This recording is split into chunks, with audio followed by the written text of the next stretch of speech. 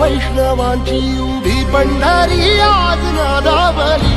तुझे नाव ओटी तुझे रूप ध्यानी जीवाला तुझी आस गा लागली जरी बाप साऱ्या जगाचा परी तू